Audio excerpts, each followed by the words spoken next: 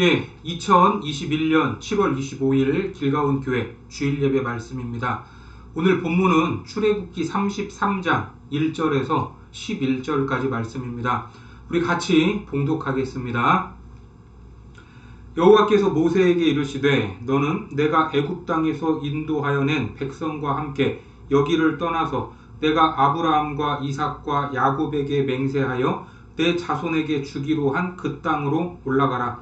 내가 사자를 너보다 앞서 보내어 가나안 사람과 아모리 사람과 헷 사람과 브리스 사람과 히위 사람과 여부스 사람을 쫓아내고 너희를 젖과 꿀이 흐르는 땅에 이르게 하려니와 나는 너희와 함께 올라가지 아니하리니 너희는 목이 곧은 백성인즉 내가 길에서 너희를 진멸할까 염려함이니라 하시니 백성이 이 준엄한 말씀을 듣고 슬퍼하여 한 사람도 자기의 몸을 단장하지 아니하니 여호와께서 모세에게 이르시기를 이스라엘 자손에게 이르라. 너희는 목이 곧은 백성인즉 내가 한순간이라도 너희 가운데에 이르면 너희를 진멸하리니 너희는 장신구를 떼어내라. 그리하면 내가 너희에게 어떻게 할 것인지 정하겠노라 하셨음이라. 이스라엘 자손이 호렙산에서부터 그들의 장신구를 떼어내니라.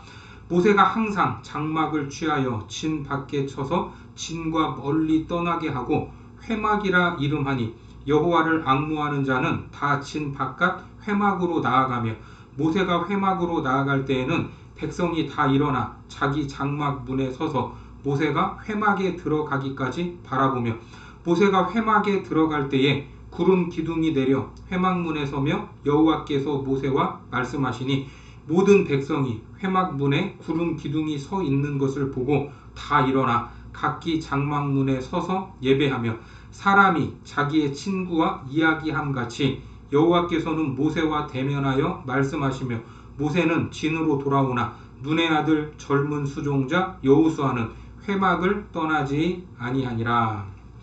오늘은 하나님께로 더 가까이라는 제목으로 하나님 말씀 전하겠습니다. 조선시대에 들어온 기독교는 조상을 섬기는 제사 문제와 얽혀 많은 핍박을 받아왔지만 가장 큰 이 조선 기독교의 위기는 무엇보다 일제강점기를 견뎌내는 것이었습니다. 일제강점기 때는 신사참배로 인해 많은 핍박을 받았고 그 결과 많은 교회와 목회자들이 일제에 무릎을 꿇게 되는 굴욕을 겪게 됩니다. 하지만 신사참배를 끝까지 거부하고 순교하신 목사님이 계시죠. 바로 주기철 목사님이십니다. 이런 분들이 계셨기 때문에 해방 이후에 그 신앙 고백 위에서 다시 한국교회는 일어설 수 있었던 것입니다. 참 어려운 시대를 살아가면서도 성도들에게 귀감을 보여주신 참으로 존경할 만한 목사님이라는 것에는 아무도 이의를 제기하지 않을 것입니다. 그래서 그런지 해방 후에 평양 산정현교회 당회에서 이 주기철 목사님을 기념하는 동상, 이 동상을 만들기로 한 적이 있었습니다. 어떻습니까? 이것이 좋은 일일까요? 하지만 주기철 목사님의 어머니가 주기철 목사는 하나님의 영광을 위해 자기를 낮추다가 하늘나라로 갔는데 왜 교회에 하나님을 경배하러 와서 주목사의 동상을 봐야 합니까? 주목사가 자랑이 되게 할 수는 없습니다. 이렇게 반대를 해서 취소되었다고 합니다. 그렇습니다. 사람이 하나님의 은혜를 잊지 않으려고 노력하는 것은 좋은데 문제는 그것을 눈에 보이는 어떤 형상으로 만드는 데 있습니다. 그렇게 형상이 되어버리면 시간이 지나 순수한 의도는 금세 사라지게 되고 기복적인 신앙으로 바뀌는 것을 보게 됩니다. 우리가 흔히 말하는 기복신앙, 이것은 다른 것이 아니라 사람의 마음속에 우상을 만드는 것입니다. 실제로 이스라엘 역사에서도 이와 비슷한 사건이 있었습니다. 바로 광야에서 원망과 불평을 하다가 불뱀에 물려서 사람들이 죽어갈 때에 그들이 살 수 있었던 것은 모세가 만들어 매달았던 놋뱀을 바라봤기 때문입니다. 그런데 그들이 살 수 있었던 이유는 놋뱀에 뭔가 신비한 능력이 있어서가 아니라 그것을 바라보라고 명령하셨던 하나님의 말씀, 그 말씀에 대한 순종 때문이었습니다. 그런데 훗날 어떤 일이 일어나게 됩니까? 열왕기하 18장 3절과 4절 말씀에 보면 히스기야가 그의 조상 다윗의 모든 행위와 같이 여호와께서 보시기에 정직하게 행하여 그가 여러 산당들을 제거하며 주상을 깨뜨리며 아세라 목상을 찍으며 모세가 만들었던 놋뱀을 이스라엘 자손이 이때까지 향하여 분향함으로 그것을 부수고 느흐수단이라 일컬었더라.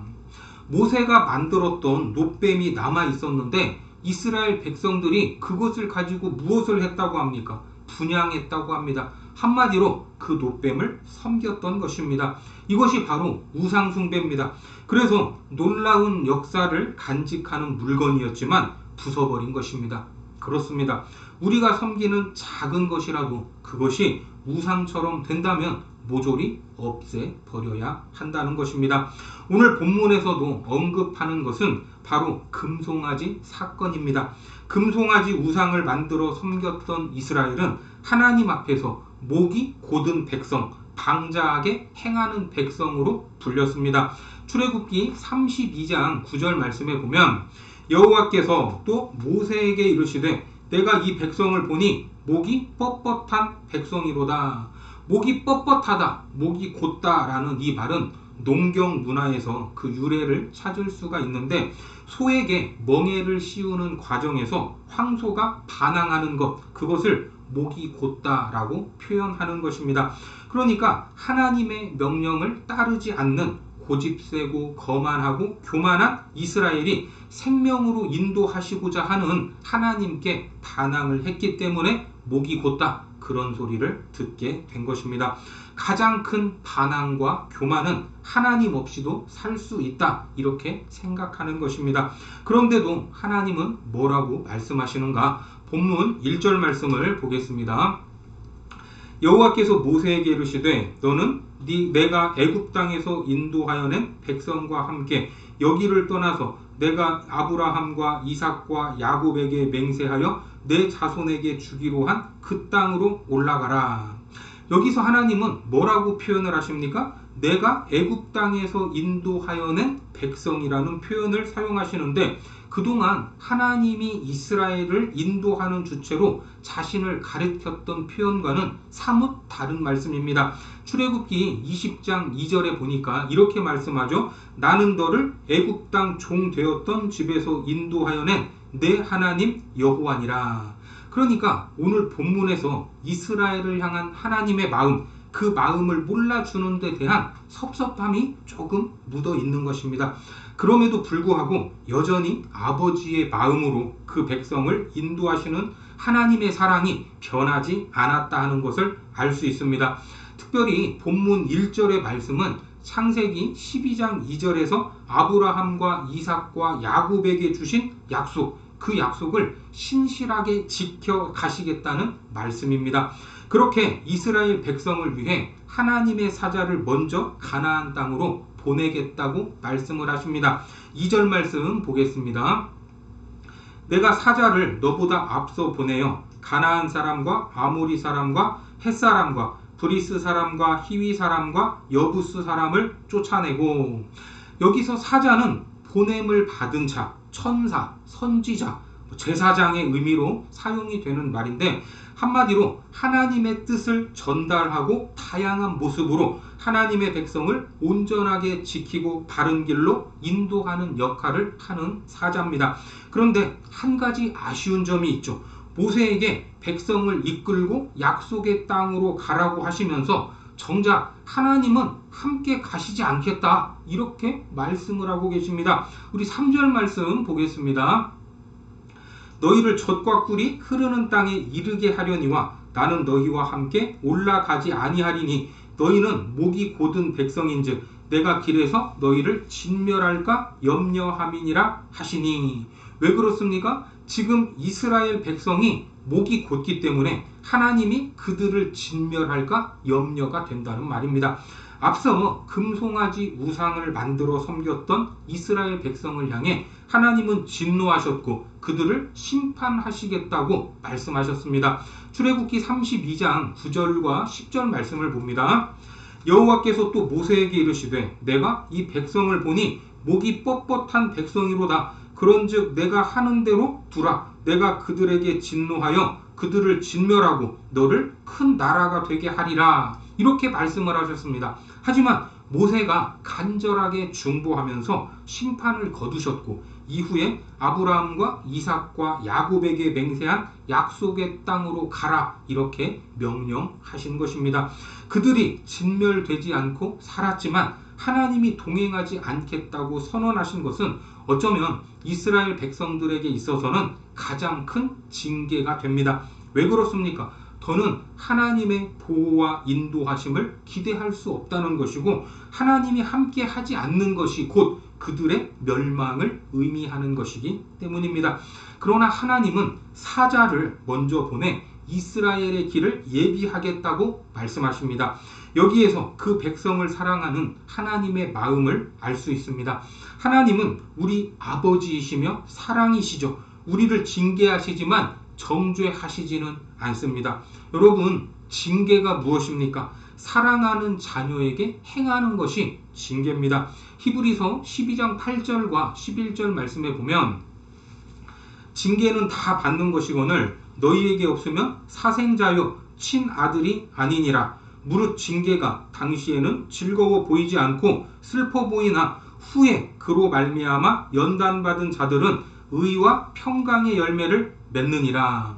하나님은 백성의 죄에 대해 징계를 하십니다. 하지만 사탄이 사람을 파멸시키는 정죄를 하지는 않습니다. 하나님은 징계로 이스라엘이 바른 길로 가도록 인도하실 것이며 약속하신 것을 조금도 어김없이 신실하게 이루어 가실 것입니다. 이것이 하나님의 변하지 않는 온전한 성품이라는 것을 우리는 믿어야 한다는 것입니다. 이제 하나님의 사자는 이스라엘 백성보다 앞서가서 가나안 족속들을 쫓아낼 것이며 백성은 약속대로 그 땅 가나안으로 들어가게 될 것입니다. 그러니까 하나님은 이스라엘의 범죄에도 불구하고 참으시고 인내하시면서 본인이 약속하신 바를 신실하게 지키시는 분입니다. 다만 목이 곧은 이스라엘 백성이 또다시 죄를 범할 경우 그들을 진멸하실 것이기 때문에 직접 동행하지 않으시고 사자를 통해 인도하시겠다는 말씀입니다. 이것은 참으로 놀라운 하나님의 배려이며 긍휼이고 은혜였습니다. 그래서 하나님의 책망 이후에 이스라엘 백성은 귀걸이나 팔찌 같은 장신구로 몸을 단장하지 않았습니다. 몸에서 장신구를 떼어내라고 하신 하나님의 명령에 순종한 것입니다. 본문 5절 말씀 보겠습니다. 여호와께서 모세에게 이르시기를 이스라엘 자손에게 이르라. 너희는 목이 곧은 백성인즉 내가 한순간이라도 너희 가운데에 이르면 너희를 진멸하리니 너희는 장신구를 떼어내라. 그리하면 내가 너희에게 어떻게 할 것인지 정하겠노라 하셨음이라. 사실 애굽에서 가져온 이 장신구에는 우상의 형상이 새겨져 있으며 당연히 우상 숭배와도 연관이 되어 있었습니다. 따라서 장신구를 떼어내라 하는 이 하나님의 명령은 곧 우상을 생각나게 하는 모든 죄악의 뿌리를 철저하게 벗어내라는 명령인 것입니다. 계속해서 본문을 보겠습니다. 7절 말씀입니다. 모세가 항상 장막을 취하여 진 밖에 쳐서 진과 멀리 떠나게 하고 회막이라 이름하니 여호와를 앙모하는 자는 다 진 바깥 회막으로 나아가며. 이 회막은 성막이 세워지기 전까지 이스라엘 백성이 하나님께 기도하던 임시 장막으로서 이스라엘 백성의 진 밖에 멀리 떨어져 있었습니다. 하나님의 뜻을 구하고자 하는 백성은 회막으로 나아가 하나님과 교제를 했던 것입니다. 이때 모세가 회막으로 나아갈 때면 백성은 자기 장막 앞에 서서 그 모습을 지켜봤고 모세가 회막 안으로 들어가면 구름 기둥이 내려와 그 앞에 머무르게 된 것입니다. 본문 8절과 9절 말씀 보겠습니다. 모세가 회막으로 나아갈 때에는 백성이 다 일어나 자기 장막 문에 서서 모세가 회막에 들어가기까지 바라보며 모세가 회막에 들어갈 때에 구름 기둥이 내려 회막 문에 서며 여호와께서 모세와 말씀하시니 어떻습니까? 하나님이 그 자리에 임재하신 것입니다. 그러면 백성들은 각각의 장막에서 하나님을 예배하고 있었습니다. 이어서 10절 말씀입니다. 모든 백성이 회막문에 구름 기둥이 서 있는 것을 보고 다 일어나 각기 장막 문에 서서 예배하며. 하나님의 이러한 임재 앞에서 모세는 백성을 위하여 중보 기도를 했고 백성은 그들의 잘못을 뉘우치는 마음으로 회개했던 것입니다. 하나님은 모세와 말씀을 나누실 때 마치 친구와 얼굴을 마주하는 것처럼 말씀하셨습니다. 이는 모세와 하나님의 친밀한 관계를 보여줄 뿐만 아니라 모세가 하나님의 특별한 은총을 받고 있다는 것을 보여주는 장면입니다. 이처럼 하나님이 모세와 친밀하게 이야기 나누시는 모습을 백성들이 지켜볼 때 무슨 생각을 했을까? 아마도 그들 안에는 안도하는 마음과 동시에 두려운 마음이 들었을 것입니다.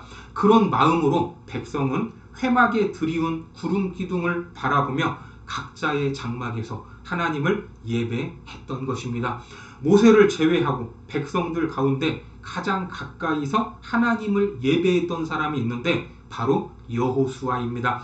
여호수아는 모세의 후계자로서 모세의 곁에서 그가 하나님과 이야기하는 것을 늘 지켜봤던 인물입니다. 본문에는 모세가 진으로 돌아갔지만 젊은 수종자 여호수아는 회막을 떠나지 않았다, 이렇게 말씀을 하고 있습니다. 본문 11절 말씀 보겠습니다. 사람이 자기의 친구와 이야기함 같이 여호와께서는 모세와 대면하여 말씀하시며 모세는 진으로 돌아오나 눈의 아들 젊은 수종자 여호수아는 회막을 떠나지 아니하니라. 여호수아는 이렇게 가까운 곳에서 스승이 하나님을 만나는 방법, 하나님을 대하는 방법, 하나님께 무릎을 꿇는 방법, 회개하는 방법을 지켜보았고 그와 같은 방법으로 하나님 앞에 엎드렸던 것입니다. 모세와 여호수아는 하나님과 만나는 자리를 사모하며 소중히 여겼습니다. 하나님께 쓰임을 받는 사람이 누굴까? 바로 하나님을 경외하는 사람입니다. 하나님을 경외하는 것은 곧 그분을 공경하고 두려워하는 것입니다. 하나님 가까이 머물며 그분의 임재하심과 만남의 자리를 사모하는 사람은 결국 하나님 손에 거룩한 그릇으로 쓰임을 받게 될 것입니다. 오늘 우상 숭배의 죄를 범한 이스라엘에 대해서 하나님은 단호하셨지만 동시에 사랑을 잃지는 않으셨고 약속을 신실하게 지켜 나가셨습니다. 이러한 하나님의 성품을 우리가 알고 믿을 때에 우리의 믿음은 더욱더 견고해질 것입니다. 그러므로 우상과 조금이라도 연결되는 것이 있다면 그런 삶의 모든 장신구를 내려놓아야 하고 우상을 섬기던 습관도 버려야 합니다. 철저히 회개하고 돌이켜 우리를 오래도록 참아주시는 하나님의 임재 가운데로 나아가야 한다는 것입니다. 당장 눈에 보이는 우상이 아니라 하나님과의 만남을 소중히 여기시기 바랍니다. 하나님께 가까이 머물며 임재를 경험하시고 하나님 손에 거룩한 그릇으로 쓰임을 받는 온 성도들이 되시기를 주님의 이름으로 축원합니다. 기도하겠습니다. 하나님, 우리는 눈에 보이는 것에 만족하고 그것으로 안도하고자 하는 연약한 마음이 있습니다. 하지만 그런 마음과 행위가 우상 숭배라는 것을 깨닫기 원합니다.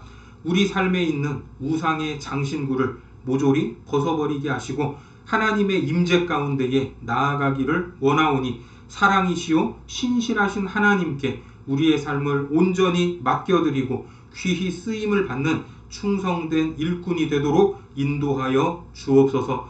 예수님의 이름으로 기도드립니다. 아멘.